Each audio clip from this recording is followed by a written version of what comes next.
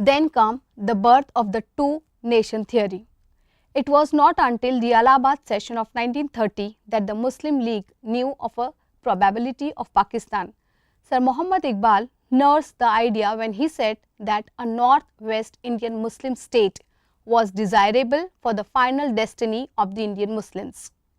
Copeland argues that Iqbal stood for a loose federation of all Indian provinces, not a separate Pakistan, but the idea once generated worked miraculously.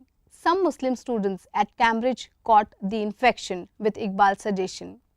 In 1933, their leader Rahmat Ali described the Indian Muslim as a separate nation and advocated a separate Pakistan of Punjab, Kashmir, Sindh, Balochistan and northwest frontier provinces including Osmanistan of Hyderabad and another Bange Islam of Bengal and Assam.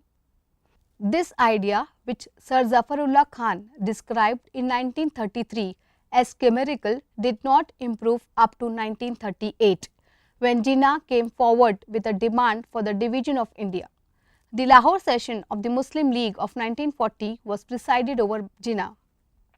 In his presidential address on March 22, 1940, Mr. Jinnah declared in an advisory way that the British government, for the happiness of the Indians, should allow major nations separate homelands by dividing India into two autonomous national states. In this division, he saw the vision of friendliness between Muslims and Hindus. A single nation of India would therefore mean tyranny of the majority Hindus over minority Muslims. But the idea of separate Muslim state was totally abhorrent and repugnant to the Congress leaders, for whom unity of India was article of faith. Thus began the bitterness quarrel between these two communities. For Muslim, it was struggle for survival.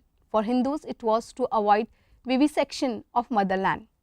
When British government decided to grant self-rule to India in 1946, the two communities were engaged in a bitter struggle involving violence and communal riots on a vast scale. The All India Congress Party was vehemently opposed to partition, so much so that Mahatma Gandhi had vowed that partition could be brought about only on his dead body. Mahatma Gandhi joined the Indian political activity in 1920 and converted Congress into a mass movement. The non-cooperation movement, the civil disobedience movement and Quit India movement launched by him got active support of people on large scale. The British saw in Lord Mountbatten the potential to influence the Congress through Pandit Jawaharlal Nehru to accept partition. Both Lord Mountbatten and Lady Mountbatten worked day and night as ultimately they succeeded in enticing Nehru to their scheme. The two major communities on India had lived peacefully for centuries prior to the arrival of British, and any other political matter could have been resolved through negotiation and implementation of the constitution and an independent and strong judiciary, which could protect the rights of Muslims, Hindus and other communities. The divide and rule policy manifested itself in the form of two-nation theory, which as stated and espoused that Muslim and Hindus needed two separate sovereign homelands. The two-nation theory would not have been allowed to propagate if British rulers were not supporting it behind the scenes.